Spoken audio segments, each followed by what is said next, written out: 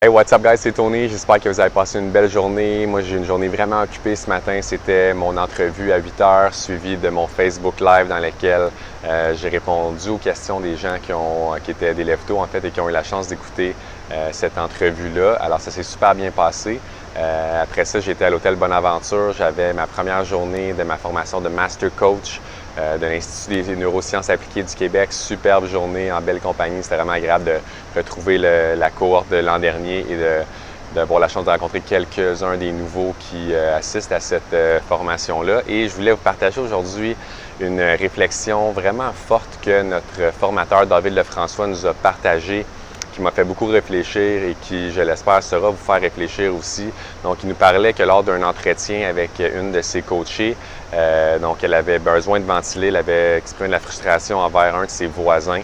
Elle habite dans une copropriété et il y a certains règlements. Il y a un des règlements qui est la hauteur des arbres ne doit pas être plus qu'une certaine hauteur. Donc, je pense que c'était 1 mètre, mais ce voisin-là avait des arbres hauts de 3 mètres. Quand le ballon des enfants se ramassait de l'autre côté, il crevait les ballons. Il ne disait pas bonjour à personne. Lorsqu'il faisait des espèces de soirées, des fêtes de copropriété, il ne participait jamais. Donc, il trouvait en fait qu'il était vraiment stupide. Et David l'a donc invité à réfléchir en lui demandant si je te demande de me trouver une seule qualité à ton voisin, ça serait quoi?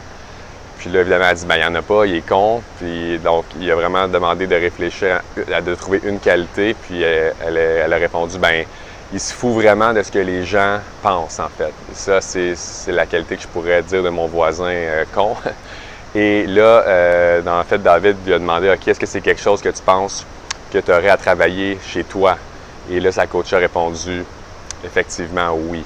Donc, la morale de l'histoire, guys, c'est que quand vous trouvez quelqu'un de stupide, quand vous êtes en désaccord avec quelqu'un, je vous mets au défi de, par tous les moyens possibles, essayer de trouver une qualité à cette personne-là et essayer de vous observer puis de voir si c'est pas quelque chose que vous auriez peut-être besoin de travailler sur vous-même, guys.